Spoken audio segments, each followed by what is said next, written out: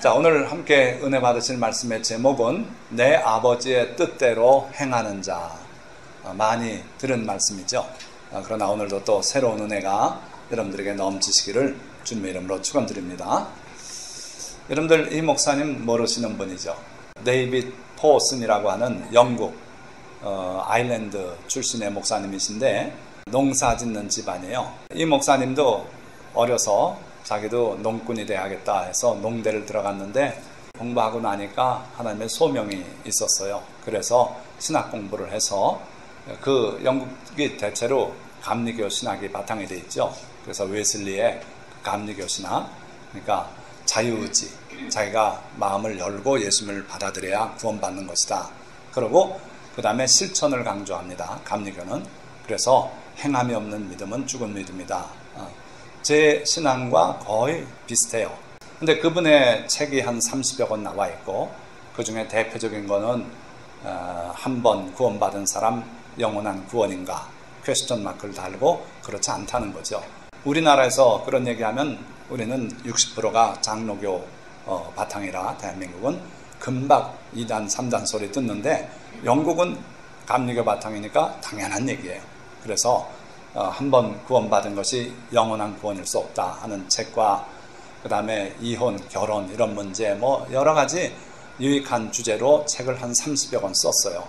어쨌든 이분이 하신 설교 중에 설교라기보다 강연에 가까운 설교인데 그 내용을 어떤 분이 모든 기독교인이 반드시 들어야 할 설교다 그런 제목으로 올려버렸어요.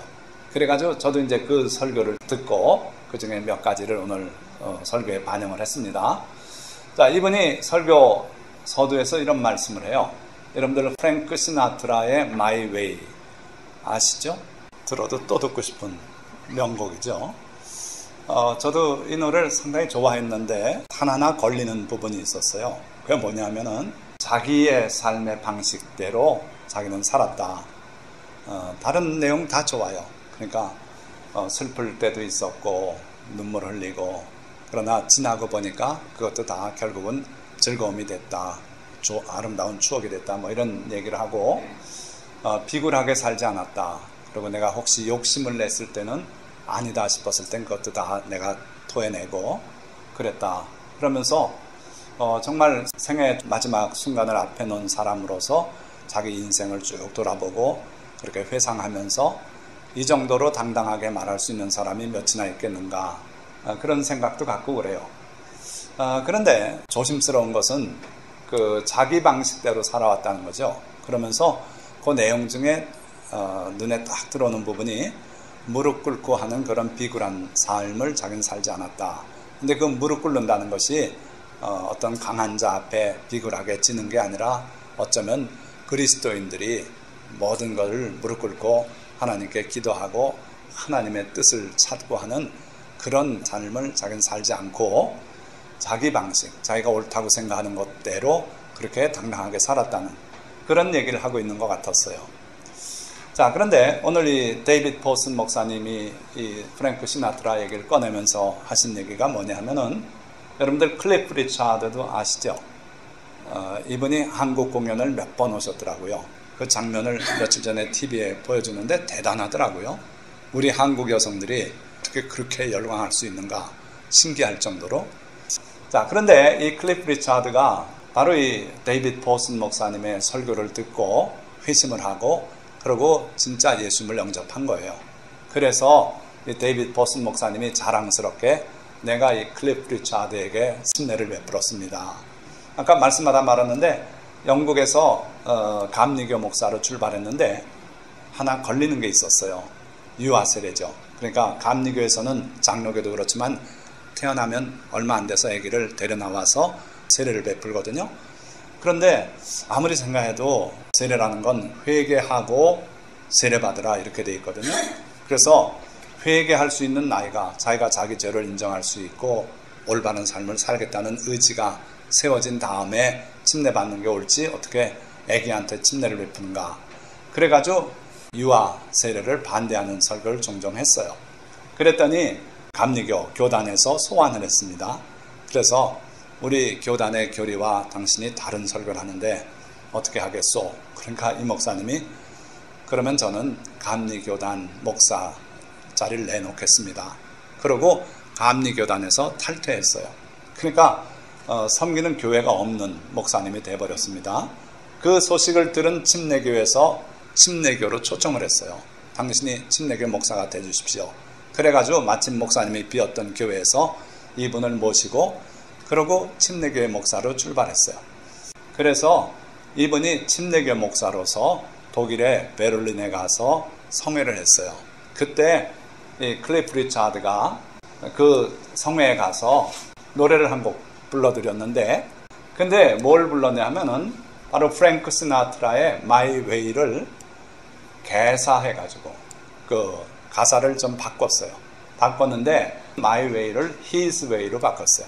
그러니까 프랭크 시나트라는 한 인간으로서 믿음에 관계없이 자기가 자기의 방식대로 그렇게 성심껏 살아왔고 내 인생이 아름다웠고 뭐 그런 얘기고, 클리프 리차드는 기독교인으로서 나는 그분의 방식대로 살았다, 이런 고백을 그 노래를 통해서 했던 거예요. 얼마나 아름다운 노래였겠습니까? 그래서 이 데이비드 포슨 목사님이 거기 앉아있는 청중들에게 이 노래 들어보셨습니까? 그랬더니 아무도 들어본 사람이 없는 거예요. 가수는 유명한 가수인데. 그러니까 이분이 설명을 해요. 그 노래를 부르니까 바로 연락이 와가지고, 클리프 리차드, 당신은 우리의 저작권을 침범했고 우리의 가사를 당신이 임의로 개조했고, 따라서 당신은 영원히 이 My Way 노래를 불러서는 안 됩니다. 그래가지고 금지가 됐대요. 저도 설교 동영상 만들어서 올리고 3번째인가 해서 올렸던 그 유튜브 동영상이 저작권 침해로 금방 거기에 찍혀 올라왔어요. 어떻게 그렇게 잘하는지 모르겠어요. 그 배경으로 음악을 하나 깔았는데 그 저작권 가지고 걸어 들어온 거예요. 그래서 금방 그걸 삭제하고 다시 제작을 해가지고 새롭게 올렸더니 별 문제는 없었어요.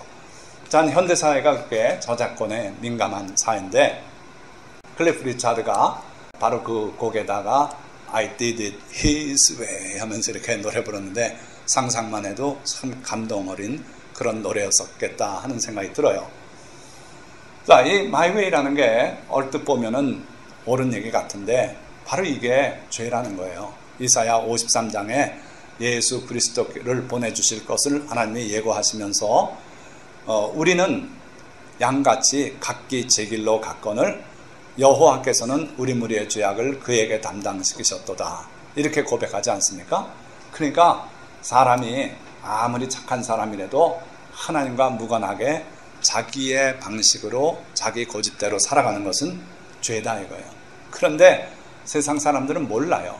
또 그리스도인들조차도 이 노래를 아주 즐겁게 듣고 그냥 별 생각 없이 그렇게 듣고 있는 거죠.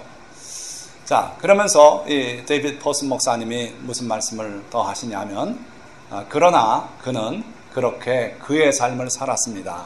이거 우리말로 번역하니까 이게 혼동이 되는데, 그러나 그는, 이건 클리프 리차드고, 그렇게 his way의 삶을 살았다, 그렇게 이분이 확실하게 얘기를 해요. 그러니까 그 이후에 더 자극받아서 오히려 his way, 하나님의 삶의 방식대로 살아왔다, 이분이 그걸 아주 확증을 하고 계시더라고요.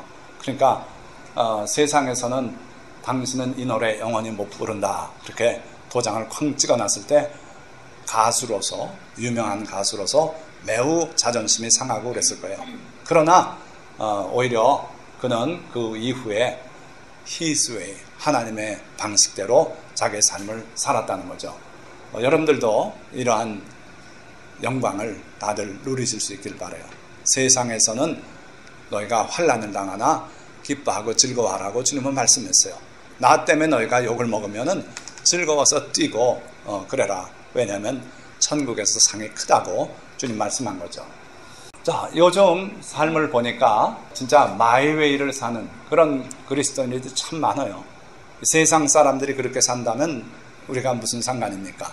그런데 그리스도인들이 His way를 살지 않고 My way, 하나님의 삶의 방식을 택하지 않고 지 방식대로 살아요.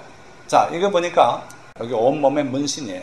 그러면서 또 뭔 얘기를 하냐면 문신하지 말라는 율법이 있기 때문에 나는 문신한다고 자신 있게 그렇게 얘기해요. 왜냐하면 우리는 율법 아래 있지 않음을 보여주기 위해서 율법이 하지 말라고 해서 내가 한다는 거예요. 얼마나 위험한 사상입니까? 율법에 문신 얘기만 나옵니까? 살인하지 말라, 간음하지 말라 다 나오는데 그러면 율법에 간음하지 말라 그래서 난 간음한다고 그러고 돌아다니면 그거 정신 있는 사람입니까? 그런데 목사예요.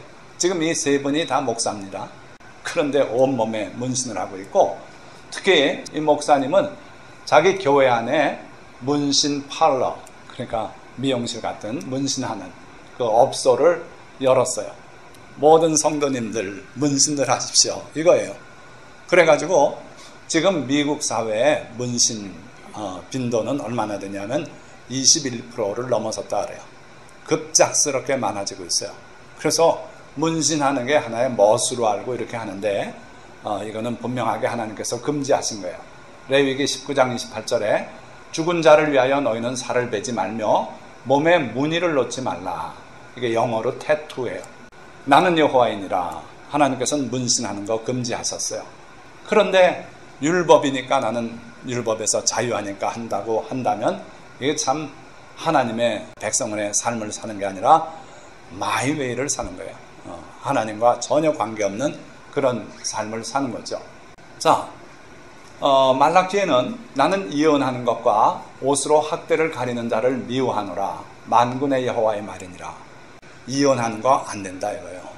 또 이혼은 안 하고 집에 부인으로 두면서도 옷으로 학대를 가리는 자예요. 그러니까 아내를 괴롭히고 학대하면서도 이혼도 안 해주고 그러고 남들 앞엔 또 뻐젓이 별일 없는 것처럼 그렇게 행세하는 자들 미워하신다 그랬어요. 분명히. 자, 그리고 예수님도 하나님의 짝지어 주신 것을 사람이 나눌 수 없다고 분명히 말씀했습니다. 그런데 기독교인들의 이혼율은 어떤가 여러분들 아십니까? 이게 비기독교도들이고 여기가 기독교들이에요. 기독교인 중에는 33% 성인이겠죠. 33%가 이혼을 한대요. 그리고 비신자 미국의 예입니다. 기독교인이 아닌 사람들 중에는 30%가 이혼한대요. 그러니까 기독교인의 이혼율이 더 높다는 얘기가 나와요. 하나님은 이런 말씀을 하는데 예수님도 사람이 나눌 수 없다. 그건 하나님이 짝지어 주신 것이다. 그런데 이렇게 이혼들 하고 살아요. 그러니까 제가요 세상 사람 얘기하는 게 아니라 그리스도인들이 과연 히스웨이를 살고 있는가 아니면 마이웨이를 살고 있는가 그게 지금 의심이 간다 하는 거예요. 그래서 그럴 리가 없다 하면서 이 데이터를 다시 분석을 해봤대요. 이걸 재분석을 했더니 다행스럽게 여기 그리스도인들 결혼율이 84%예요. 성인 중에 그리스도인들은 84%가 결혼해 있고 안 믿는 사람들은 결혼 잘 안 하고 있어요. 65%가 결혼했어요. 그러니까 결혼 안 하고 마음에 맞으면 데이트하고 뭐 이러면서 사는 삶인 것 같아요. 요즘 우리 한국 사회가 자꾸 이렇게 가서 걱정입니다. 이거는 절대로 옳은 게 아니에요. 하나님께서는 독처하는 것이 좋지 못하다고 분명히 판단하셨어요. 그래서 배우자를 아담에게 이브를 지어주지 않습니까? 그러니까 결혼해야 돼요. 그래서 기독교인들은 그 하나님의 뜻을 따랐는지 몰라도 결혼율이 높아요. 84%. 마땅히 결혼해야 될 사람이 84%가 결혼했어요. 그러니까 결혼한 사람 중에서 이혼한 사람을 계산해 보니까 40%래요. 반면에 비기독교인은 결혼한 사람 중에선 46%가 이혼으로 그 결혼이 깨진다 이거예요. 이거 봐라 이거 봐라. 기독교인이 그래도 비기독교인보다 이혼율이 낮은 셈이다. 아 그럼 기독교인이 나은 거구나 이렇게 돼버렸는데요. 그래도 이게 말이 됩니까? 결혼한 기독교인 중에 40%가 이혼으로 그 결혼을 끝낸다니 말이 됩니까? 예수님은 사람이 나눌 수 없다 그러셨는데 그러니까 오늘 그리스도인들이 정말 뭘 믿고 어떠한 삶을 살고 있는지 한번 생각해 봐야 된다 하는 거예요. 자 보십시오. 날로 커져가는 퀴어 축제. 이거 우리 대한민국 얘기예요. 그러니까 저 시청 앞에 광장에 처음에 시작할 때는 부끄러워서 자그마하게 행사를 했어요. 그런데 횟수가 갈수록 자꾸자꾸 과감해지고 그러면서 점점 규모도 커지고 그래가지고 광장을 가득 메워요. 자, 하나님은 뭐라 그랬습니까? 너는 여자와 동침함 같이 남자와 동침하지 말라. 이는 가증한 일이니라. 자, 그게 죄인데 어떤 죄냐면 이는 가증한 일이니라 그러셨어요. 이게 무슨 뜻이냐면 하나님의 성품에 그것만 보면 하나님이 견딜 수가 없는 거예요. 우리도 그렇지 않습니까? 제가 지금 사진을 고르느라고 한참 시간 썼어요. 다 가증스러워 깨름직하고 주일날 설교에 쓸 수 없는 사진들이에요. 하나님은 분명하게 가증한 일이다 그랬어요. 자, 이 동성연애는 소돔의 멸망을 부른 가증한 죄입니다. 소돔이 왜 멸망했는가? 물론 다른 죄도 없지 않아 많이 있었을 거예요. 그런데 그 사람들이 그 천사가 방문했을 때 하는 짓 보면 내놔라. 우리가 관계해야겠다. 성관계를 말하는 거예요. 그래서 동성연애를 일명 소도미즘이라 그래. 소돔 사람이 한 짓이다. 이게 의학적으로도 정말 심각한 문제 소지가 있는 게 동성연애고 그런 걸 다 떠나서 하나님의 히스웨이가 아니에요. 이건 사탄의 삶의 방식인 거죠. 자, 예수님께서는 나더러 주여 주여 하는 자마다 다 천국에 들어갈 것이 아니요 다만 하늘에 계신 내 아버지의 뜻대로 행하는 자라야 들어가리라. 그날에 많은 사람이 나에게 이르되 주여 주여 우리가 주의 이름으로 선지자 노릇하고 주의 이름으로 귀신을 쫓아내고 주의 이름으로 많은 기적을 행하지 아니하였습니까? 그렇게 말할 텐데 예수님께서 그들에게 내가 너희를 도무지 모르느니 나에게서 떠나가라. 불법을 행하는 자들아. 그렇게 쫓아내겠다고 말씀했어요. 그러니까 여기서 예수님의 말씀은 나더러 주여 주여 하고 입으로 아무리 고백하고 시인해도 천국 못 간대요. 하늘에 계신 내 아버지의 뜻대로 행하는 자라야 들어갈 것이다. 자, 그래서 오늘 우리가 하늘에 계신 내 아버지의 뜻, 즉 이퀄 하나님의 뜻이에요. 그래서 마가복음엔 간단하게 셀레마 투 세우 하나님의 뜻, 의지, 하나님의 바라심, 하나님의 원 이렇게 표현되어 있어요. 하나님의 뜻이라 그랬는데 뜻이 어떤 계획도 뜻이 되지 않아요? 근데 그게 아니라 하나님께서 소망하고 바라고 말하자면 우리를 향해서 하나님께서 우리가 그렇게 살기를 바라시는 하나님의 간절한 뜻, 그런 게 셀레마예요. 그래서 하나님이 간절히 바라시는 바, 하나님이 싫어하시는 거 하지 말고 하나님이 우리에게 바라는 거를 하고 살아야 우리가 천국에 갈 수 있다. 그런 거죠. 자, 둘째 단락이에요. 무엇이 아버지의 뜻입니까? 자, 여기 있는 그림들 다 아버지의 뜻이 담겨 있는 거죠. 십계명 당연히 하나님의 뜻이 여기 담겨 있어요. 또 이건 선지자를 대표한다고 봅시다. 그 다음에 또 이건 성경책이죠. 여기에는 이제 신약까지 다 들어와 있죠. 자, 그러면 이 모든 것들이 다 하나님의 뜻을 대변하는가 한번 생각해 보세요. 자, 이 성경 1.1핵도 오류가 없고 모든 성경의 말씀은 하나님 말씀이다. 그렇게 듣고 배웠고 그렇게 믿고 있습니다. 그렇게 보시고 한번 생각을 좀 해보자는 거예요. 자, 성경과 하나님의 뜻, 성경 말씀이 다 하나님의 뜻인가? 여기서 유념하셔야 될 것은 셀레마, 하나님의 진정으로 바라시는 내용인가? 그런 거예요. 자, 여기 이거 요즘 이런 성경 보기 어렵죠? 제가 보던 성경이 이런 거예요. 이건 한글뿐인데 한자가 또 섞여 있는 성경, 세로로 써 있고, 그리고 관주 성경이라 그래가지고 요 성경 구절이 다른데 어디 있다는 게 쭉 있어서 성경 공부하기가 참 좋아요. 그런 성경이 있어요. 자, 어찌됐든 성경 말씀 다 하나님 말씀인가? 어떻게 생각하십니까? 성경에 기록된 말씀 다 하나님 말씀입니까? 자, 보세요. 내 악이 크지 아니하냐, 내 죄악이 끝이 없느니라. 어떤 죄인을 놓고 지금 심판을 하는 것 같죠? 그 다음 내용 보세요. 까닭없이 형제를 볼모로 잡으며 헐벗은 자의 의복을 벗기며. 참 악랄한 사람의 삶이에요. 자, 그리고 목마른 자에게 물을 마시게 하지 아니하며 줄인 자에게 음식을 주지 아니하였구나. 국률 없는 삶이에요. 너는 과부를 빈손으로 돌려보내며 고아의 팔을 꺾는구나. 이거 형무소 가서 살아도 여러 해를 살아야 될 사람의 삶 아닙니까? 근데 누구를 향해서 이렇게 얘기했냐면은 욥의 친구 세 사람 중에 엘리바스라는 사람이 욥 보고 한 말이에요. 너 지금 이런 고난 괜히 겪는 줄 아냐? 네가 죄가 많아서 하나님께서 너를 이렇게 징벌하시는 거다. 그러면서 나름대로 욥의 삶을 이랬을 거라고 자기가 주장을 해요. 참 이거 욥이 속이 뒤집혀지고 환장을 할 노릇이에요. 그렇죠? 자기는 그렇게 안 살았거든요. 욥기 31장을 보면 욥의 삶이 아주 상세하게 나와요. 가난한 자 보면은 먹을 거 주고, 헐벗은 자 보면 옷을 입히고, 과부를 돌봤고, 자기는 어려서부터 과부를 돌봤대요. 그런 고백을 쭉 하는데 이렇게 맞지 않는 얘기를 하고 있죠. 그러니까 여러분들이 이 부분을 읽다가 욥은 악랄한 사람이구나 이렇게 결론을 내면 큰일이에요. 다행스러운 거는 끝에 가서 하나님께서 이 세 친구를 책망하셔요. 너희가 한 말이 정당하지 못하다, 옳지 못하다. 욥에게 용서를 구하고 욥이 너희를 위해서 나에게 기도하면 너희 죄를 사하거니와 그렇지 않으면 너희 죄를 사지 않겠다.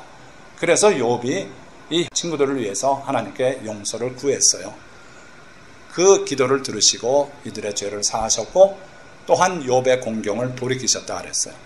그래서 이 엘리바스의 말은 이건 틀린 말이구나 하는 걸 여러분들이 아셔야 돼요.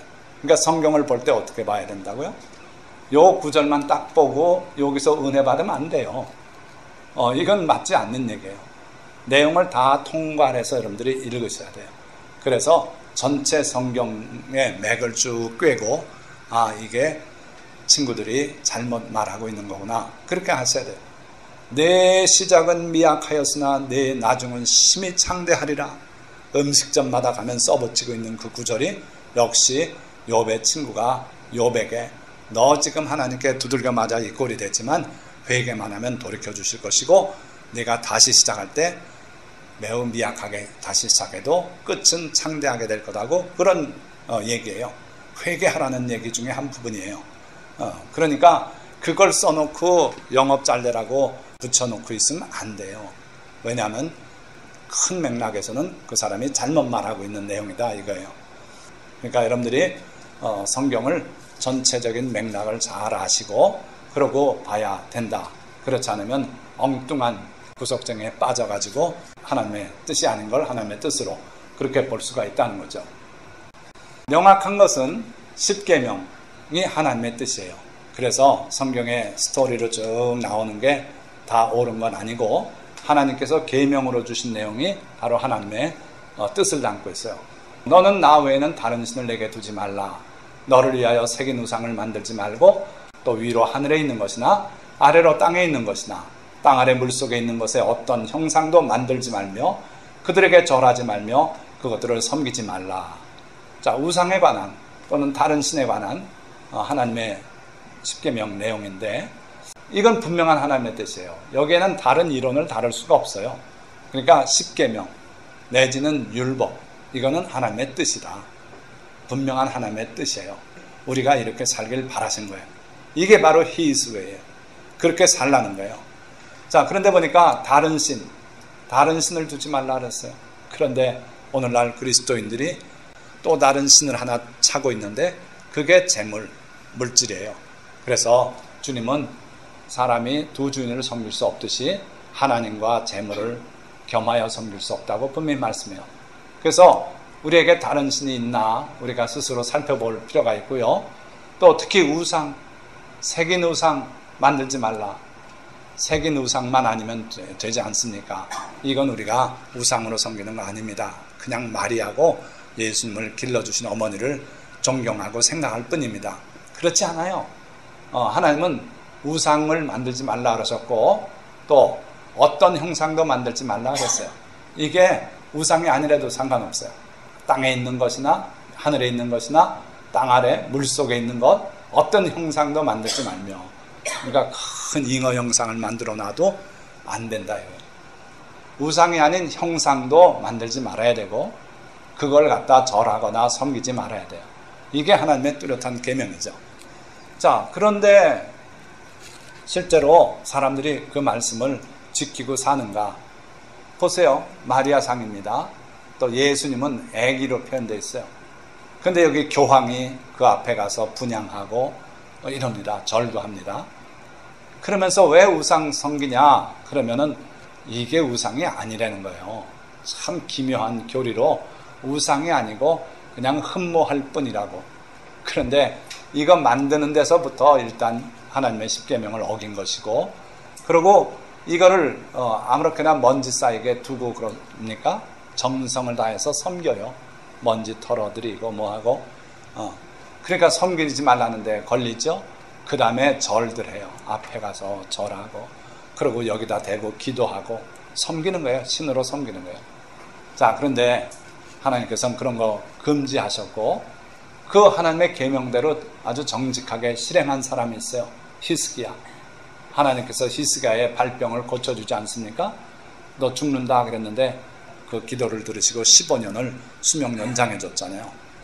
그걸 확증하기 위해서 해시계가 10도를 뒤로 돌아가기도 하셨어요. 자, 그 위대한 히스기야인데 뭘 했길래 히스기야가 하나님께 기도할 때 제가 하나님을 위해서 했던 일들을 기억해 달라고 그렇게 자신 있게 얘기할 수 있었을까요? 바로 이거예요. 히스기야가 그의 조상 다윗의 모든 행위와 같이 여호와께서 보시기에 정직하게 행하여, 하나님이 보시는 하나님의 관점에서 정직했대요. 사람들이 보고 훌륭했다 하는 게 아니라 하나님이 보실 때 참 잘했다 이렇게 칭찬할 만한 그런 일을 했대요. 뭔가요? 뭐예요? 뭘 했길래 그렇게 하나님이 보시기에 정직하다고 여겼습니까? 보세요. 그가 여러 산당들을 제거하며 주상을 깨뜨리며 아세라 목상을 찍으며, 또 하나 모세가 만들었던 놋뱀을 이스라엘 자손이 이때까지 향하여 분향함으로 그것을 부수고 느후스단이라 일컬었더라. 자, 잘 보십시오. 산당들을 제거했대요. 산당은 뭐라고요?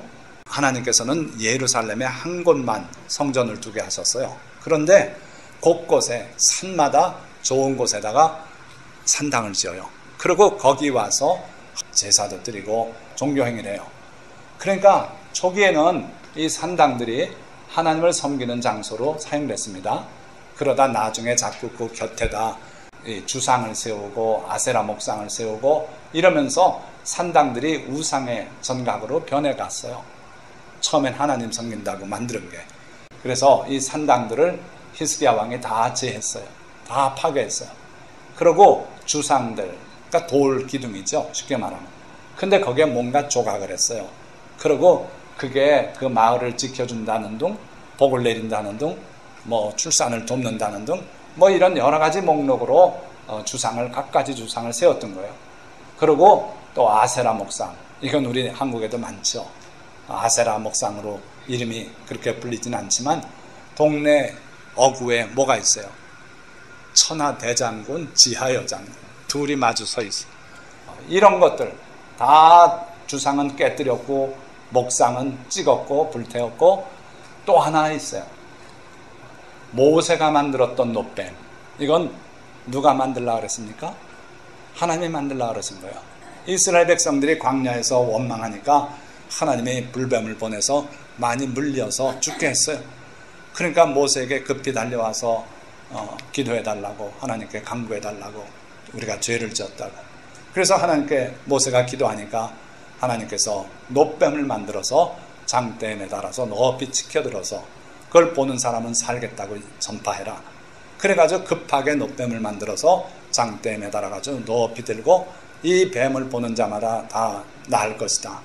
그래가지고 본 사람은 낫고, 그걸 거절하고 뭘 놋뱀을 본다고 뱀의 독이 해소돼. 그러고 안 나간 사람은 죽고 그런 거예요. 자, 그랬는데 이 놋뱀이 놀라운 기적을 하나님께서 이 놋뱀을 통해 나타내 보여주지 않았습니까? 그러니까 이걸 버리기를 아까워했어요. 그래가지고 놋뱀을 그대로 끌고 가나안 땅, 하나님의 주신 가나안 땅에 들어왔고, 그리고 그거를 안치를 해놨는데 거기다 분향을 하면서 섬겼어요. 그러니까 이게 뭐가 된 겁니까? 우상이 되어버렸어요. 그래서 마치 신처럼 분향을 받으면서 그렇게 돼 있어요. 좀 애매하지 않아요? 하나님께서 광야에서 기적을 베풀었던 놀라운 증거물인데 그거 숭상할 마음이 생기지 않습니까? 이 마리아 예수님을 낳아주시고 그러니 그분을 기념하기 위해서 이렇게 상을 만들고 비슷한 거예요. 그런데 이거는 우상에 불과한 겁니다. 하나님께서 거기다 분양하라고 하지도 않으셨고 또 용도가 끝났으면 없애버리는 게 깨끗해요. 잘못하면 이런 데로 빠져요. 이거는 멸망을 부르는 행위입니다. 하나님께서는 우상을 섬길 때 북쪽 이스라엘도 멸망시켰고 남쪽 유다도 멸망시켰어요. 그리고 우리 대한민국도 이 우상이 자꾸 많아지고 그리고 점집 생기고 자꾸 이러고 하나님이 주신 그 물질 가지고 이런 데 쓰고 하면 위험할 수 있다 이거예요. 자, 세 번째, 율법과 선지자와 하나님의 뜻. 그러니까 율법과 선지자, 아까 성경이라고 대신하긴 했습니다만은 구약 성경이죠. 율법과 선지자는. 거기에 하나님의 뜻이 담겨 있는가? 보세요. 사람이 아내를 맞이하여 데려온 후에 그에게 수치되는 일이 있음을 발견하고 그를 기뻐하지 아니하면 이혼 증서를 써서 그의 손에 주고 그를 자기 집에서 내보낼 것이요. 이게 모세를 통해 주신 하나님의 계명 중에 하나죠. 율법 중에 하나입니다. 이혼을 하려면 이렇게 하라 이거예요. 그냥 내보내고 쫓아내지 말고 이혼 증서를 써서 손에 들려줘서 나가게 하라. 자, 이혼 증서를 쓰려면 자기가 직접 쓰질 못합니다. 그러니까 그 마을에 재판관에게 가서 사정 얘기를 하고 그러고서 이혼을 한다 해서 이혼 증서를 거기서 해서 주면 그게 증서가 돼서 주는 거예요. 그러니까 그 절차가 쉬운 건 아닙니다. 그 재판관이 듣고서 뭘 그걸 가지고 그래? 참고 같이 살아? 이러면 또 한동안 순종해야 돼요. 다시 또 가서 아무리 살아도 안 되겠습니다. 에이, 그럼 마지막으로 3개월만 더 살아. 그 다음에도 그럼 내가 이혼증서 써줄게. 이런 식으로 요즘도 그 수기기간이라는 게 있고 그렇습니다. 그래서 이혼증서 써받아서 주는 게 쉬운 일이 아니에요. 그러니까 하나님께서는 이혼을 쉽게 하라고 이 계명을 주신 게 아니라 이혼하지 말라는 뜻으로 사실은 주신 거예요. 자, 그래도 어쨌든 이혼을 할 수 있게 이렇게 허용을 하셨는데 예수님은 그걸 뭐라고 해석하시냐면 예수께서 이르시되 모세가 너희 마음의 완악함 때문에 아내 버림을 허락하였거니와 본래는 그렇지 아니하니라. 본래는 그렇지 않다. 하나님께서 태초에 남자와 여자를 창조하시고 둘이 하나가 되도록 하시고 그러고 거기서 생육번성하게 하셨고 따라서 하나님이 짝지어 주신 것을 사람이 나눌 수 없다. 이게 주님의 해석이에요. 그러니까 이 율법의 이것은 원래 하나님이 셀레마 원해서 이걸 주신 게 아니에요. 하나님이 이혼하는 거 바래요? 아니다 이거예요. 분명히 말라기서에는 나는 이혼하는 것과 아까 봤죠. 옷으로 학대를 가리는 자를 미워하노라.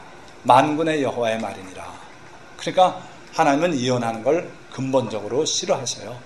그러니까 이혼에 관한 이 율법 내용은 하나님의 셀레마는 절대 아닙니다.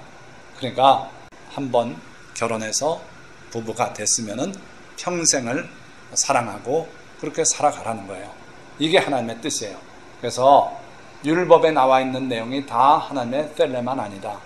마지못해서 하나님께서 우리 간의 분쟁을 막기 위해서도 주신 내용도 있고 그런 거예요. 그래서 우리가 율법을 읽을 때 하나님의 법에 이렇게 돼 있구나. 그러니까 이렇게 해야겠구나.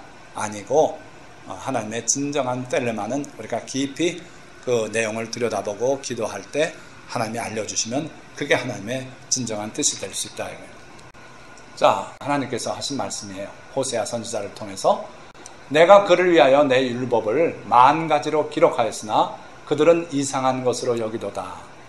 하나님께서 이스라엘 백성들의 삶을 두고 보니까 이런 상태라는 거예요. 하나님께서는 그들이 바로 되기 위해서 그리고 바로 살고 His way, 하나님의 삶의 방식대로 살기를 원하셔서 율법을 주셨어요. 그 율법도 10,000가지로 기록했대요. 이게 9,999 더하기 하나에서 만은 아니에요. 실제로 세보니까 율법은 613개입니다. 실제적인 명령이. 그러니까 613개의 명령을 하나님이 주셨다 이거예요. 잘 보세요. 누구를 위해서? 내가 그를 위하여. 그는 이스라엘 백성이에요. 이스라엘 백성, 즉 하나님의 백성, 자기의 백성을 위해서 내가 613가지 율법을 주었다. 그런데 그들은 이상한 것으로 여기도다. 하나님의 계명을 뭐 이렇게 복잡해? 뭐 이래? 내가 죄를 지었으면 그만이지 뭘 양을 잡고 염소를 잡고 번제를 드리고 그래. 귀찮아하는 거예요. 이상한 걸로 여겼대요. 하나님께서는 그게 꼭 필요해서 그렇게 해서 율법을 주셨는데 그렇다는 거예요. 자, 그런데 또 느닷없이 이런 말씀을 해요. 나는 인애를 원하고 율법을 그들을 위해서 줬다 그러시더니 나는 인애를 원하고 제사를 원하지 아니하며 번제보다 하나님을 아는 것을 원하노라. 하나님은요, 제사를 원치 않는데요. 제사가 어디에서 시작된 겁니까? 율법에 의해서. 레위기를 펼쳐보세요. 너희가 하나님께 제물을 드릴 때는 소나 양으로 드릴 것이며 이렇게 짐승제사부터 쫙 나와요. 그래서 율법의 많은 부분이 제사에 관한 법이에요. 그 제사도 주로 짐승 잡아서 드리는 제사입니다. 번제가 있습니다. 화목제가 있습니다. 서원제가 있습니다. 속죄제가 있습니다.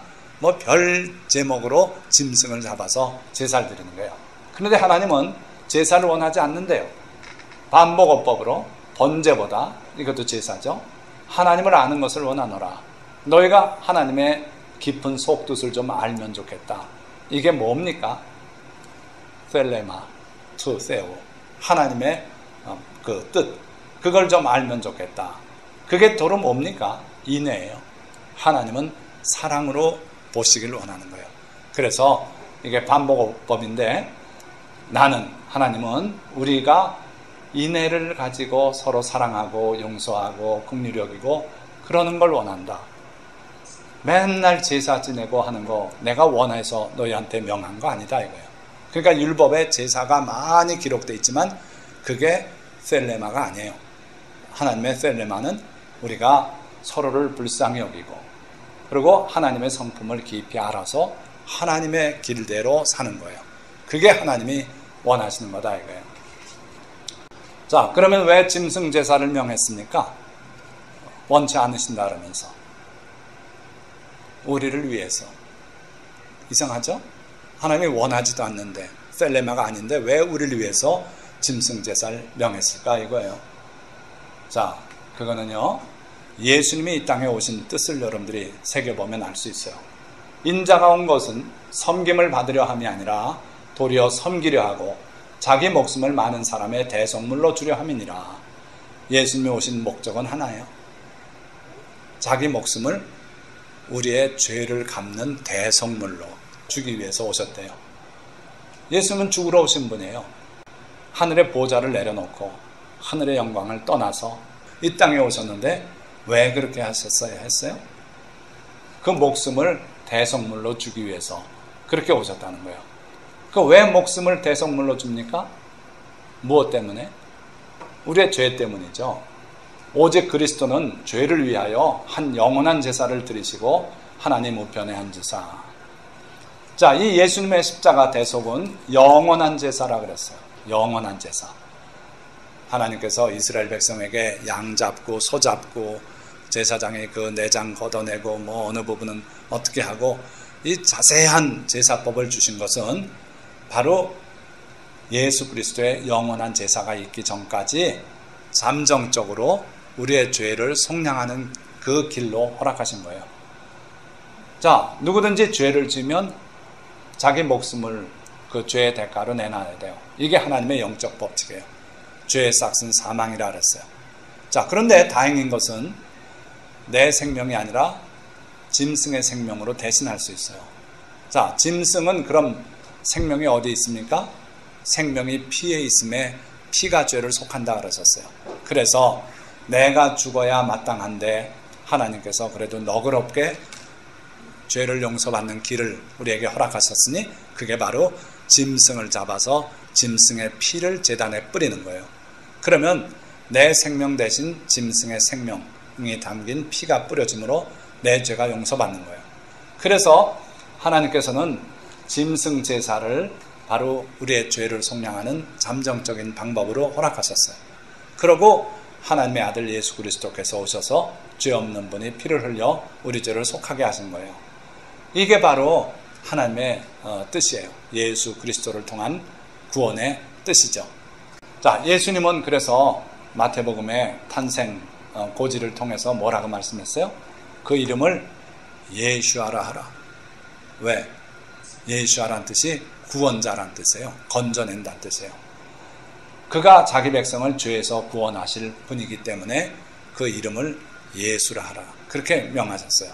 그래서 우리 예수님은 우리를 우리의 죄에서 구원하기 위해서 오신 분이고 그 피로 우리의 죄를 속량하셨다 이거예요. 자, 그래서 예수님이 이 땅에 오셨는데 하나님께서는 일찍이 모세를 통해서 그리고 변화산에서 친히 말씀하셔서 그 예수님의 말씀을 우리 보고 들으라고 일러주셨어요. 말할 때 호련히 빛난 구름이 그들을 덮으며 구름 속에서 소리가 나서 이르되 이는 내 사랑하는 아들이요 내 기뻐하는 자니 너희는 그의 말을 들으라 하시니라. 하나님은요 하실 모든 말씀들을 담아두었다가 예수 그리스도를 통해서 마지막 때 다 말씀했어요. 자, 모세를 통해서도 이 말씀을 했어요.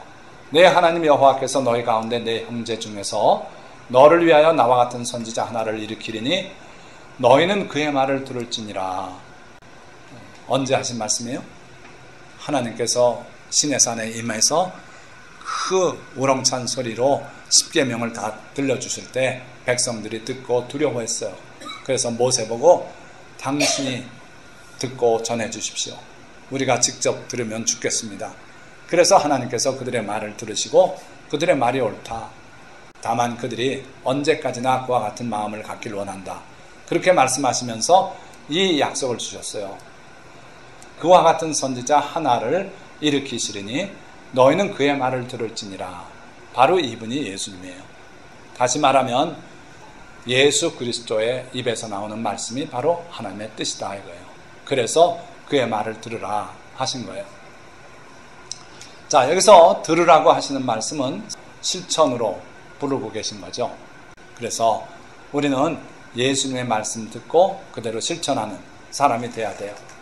자, 예수님은 율법에 대해서 이렇게 말씀해요. 내가 율법이나 선지자를 폐하러 온 줄로 생각지 말라. 폐하러 온 것이 아니요 성취하려 함이라.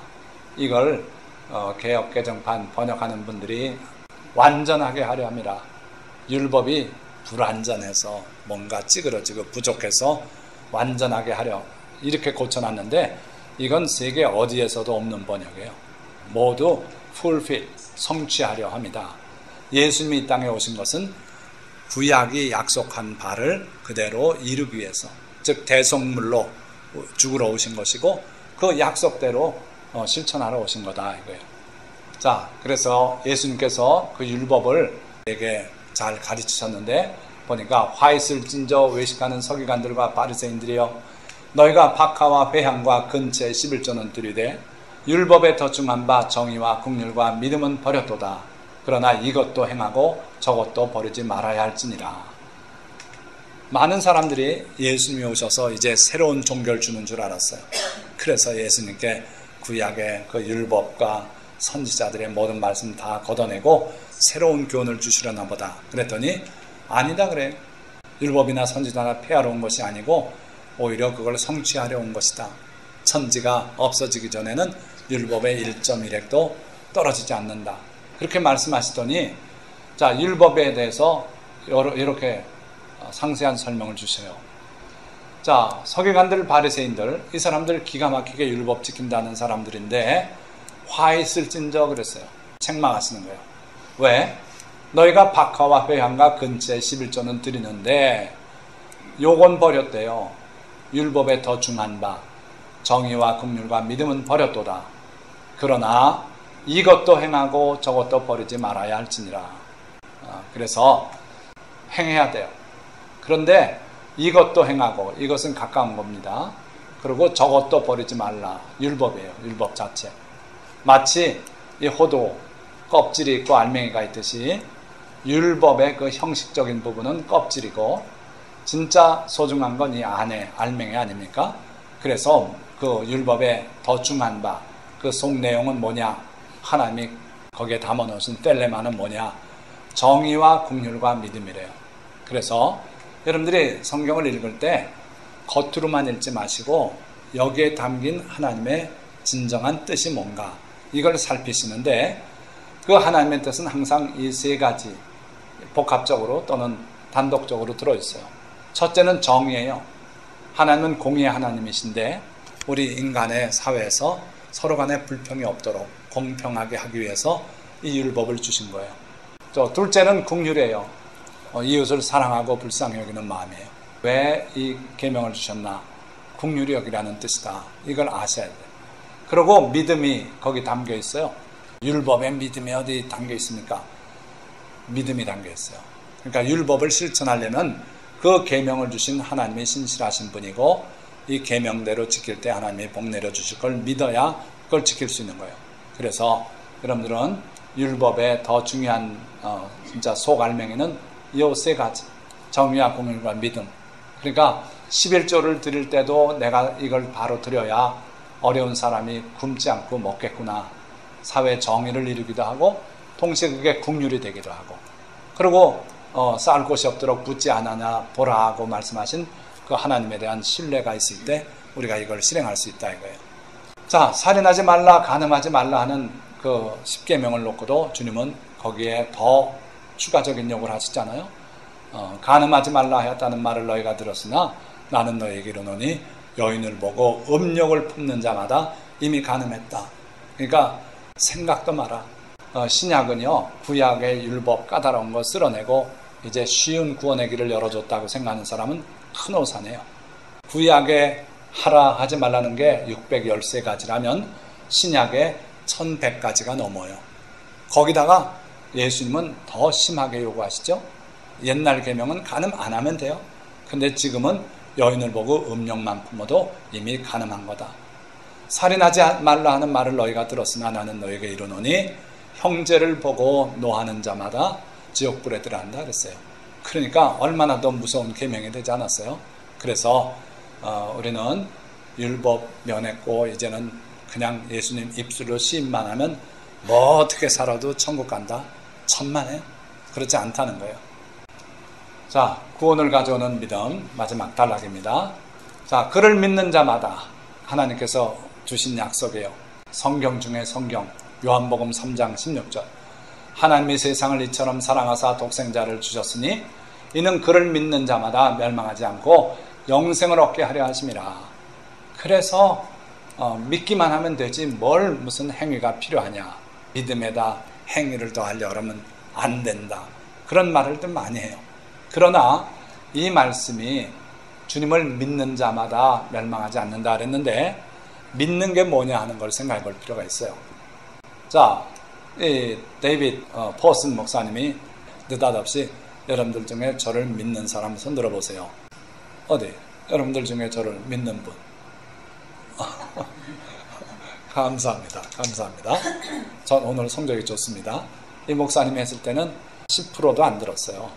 그런데도 이분도 감사하다 그래요. 뭘 보고 저를 믿습니까? 그런 거예요. 자, 그러면서 또 다른 질문을 던져요. 자, 제가 여기 존재한다는 걸 믿는 분 손 들어보십시오. 왜 안 들어요? 내가 여기 존재한다는데 다 들어야 돼. 그러니까 이분이 그런 질문을 던져요. 이제 두 번째로. 그러니까 다 손 들죠. 자, 그러니까 여러분들이 여기 예수님을 믿는 자마다 멸망하지 않는다는 그 믿는다는 말은 예수님이 여기 계셨다는 거라든지 그걸 믿는 게 아니라 그의 인격을 믿고 그가 하나님의 아들이심을 믿고 그분의 말씀을 믿는다는 거예요. 그래서 그를 믿는 자, 그렇다면 그를 믿는 자는 어떤 믿음이래야 믿는다고 인정받습니까? 내가 진실로 너에게 이르노니 나를 믿는 자는 내가 하는 일을 그도 할 것이요 또한 그보다 큰 일도 하리니 이는 내가 아버지께로 감이라. 예수님을 믿으면 구원받는다 그랬는데 믿는 자라면 예수님이 하는 일을 그도 하는 사람이다 이거예요. 주님이 가난한 자를 불쌍히 여겼으면 우리도 불쌍히 여기고 예수님처럼 사는 사람이 예수님을 믿는 사람이다 이거예요. 그래서 여러분들을 보는 사람들이 이구동성으로 야, 예수 믿는 사람 다르다. 나도 저렇게 살고 싶다. 그렇게 해서 여러분들이 예수 믿으란 말 안 했는데도 예수 믿는 사람이 나와야 그 사람은 주님을 믿는 사람이다 이거예요. 자, 예수님은 너희 빛이 사람 앞에 비치게 하여 그들로 하나님께 영광을 돌리게 하라 그랬어요. 사람들 앞에 빛처럼 빛나게 그런 삶을 살라는 거예요. 그리고 내 오른눈이 범죄케 하면 빼버려라. 한 눈으로 천국 가는 게 두 눈 가지고 지옥 가는 것보다 낫다. 주님은 이렇게까지 말씀해요. 그래서 우리도 죄와는 멀리 사는 사람들이 되라는 거예요. 내가 너희에게 분부한 모든 것을 가르쳐 지키게 하라. 예수님의 복음의 끝에 가서 마태복음 28장 마지막 절 바로 앞에서 이렇게 말해요. 아버지께서 하늘과 땅의 모든 권세를 내게 주셨으니 이제 너희는 땅끝까지 이르러 내 증인이 되고 그러고 내가 너희에게 분부한 모든 것을 가르쳐 지키게 하라. 행동하게 하라 이거예요. 그래서 예수를 믿는다는 것은 이런 일을 할 때 예수님을 믿는 게 되는 거예요. 그냥 입술로 믿습니다. 이걸로 구원받는 게 아니라는 거예요. 내 형제들아, 만일 사람이 믿음이 있노라 하고 행함이 없으면 무슨 유익이 있으리요? 그 믿음이 능히 자기를 구원하겠느냐? 구원할 수 없다는 거죠. 그 믿음은 죽은 믿음이다 이거예요. 그래서 행함이 없는 믿음, 주님이 분명히 그렇게 말씀했는데도 움직이지 않고 있다면 그 믿음은 관념적인 신앙에 불과하다. 위선적인 신앙이기도 하다. 그리고 자기 기만에 불과하다. 그래서 행하지 않으면서 천국 갈 줄 착각하는 자기 기만에 불과하다 이거예요. 그래서 우리는 항상 주님의 말씀을 실천할 줄 아는 사람이 돼야 된다 하는 겁니다. 자, 행함이 없을 뿐만 아니라 이렇게 살고 있다 이거예요. 하지 말란 문신하지요. 율법이기 때문에 특히나 나는 그걸 어겨야겠다 그러고 문신하고, 그 다음에 이혼하지 말라 그랬는데 이혼은 하나님이 미워하신다 그랬고 예수님도 사람이 나눌 수 없다 했는데 결혼한 사람 중에 40%가 이혼하고 있다면 이거는 심각한 문제예요. 왜 그럴까요? 병들었어요. 뭐에 병들었냐면 거짓 교리에 병들었어요. 다시 우리가 예수님께로 돌아가야 돼요. 예수님의 말씀으로 돌아가야 된다 이거예요. 자, 다시 데이빗 포슨 목사님이 그렇게 말해요. 영원한 지옥에 떨어질 그리스도인들이 많다. Once saved, saved forever 라고 부르짖지만, 그래서 이분은 퀘스천 마크를 달았어요. 그렇지 않다. 그렇게 강력하게 얘기해요. 한 번 구원은 영원한 구원이 될 수 없다. 왜 그러냐? 성경에 나오는 구원이라고 그러는 동사, 구원받다 이런 거 보면 과거형이 있고 현재형으로도 쓰이고 미래형으로도 쓰여요. 자, 예를 들면 사도 베드로가 이렇게 말해요. 갓난 아기들 같이 순전하고 신령한 젖을 사모하라. 왜? 이는 그로 말미암아 너희로 구원에 이르도록 자라게 하려 함이라. 구원에 이르도록 자라야 된다 이거예요. 하나님의 말씀을 받아들이고 그대로 실천하면서 그렇게 해서 구원에 이르도록 자라야 된다. 아직 구원에 이르지 못한 성도들이 많이 있다는 거예요. 그래서 영적으로 성장해야 된다. 그런 얘기죠. 자, 다시 한번 주님의 말씀 보고 말씀을 마치려고 합니다. 나더러 주여 주여 하는 자마다 다 천국에 들어갈 것이 아니요 다만 하늘에 계신 내 아버지의 뜻대로 행하는 자라야 들어가리라. 기도하겠습니다.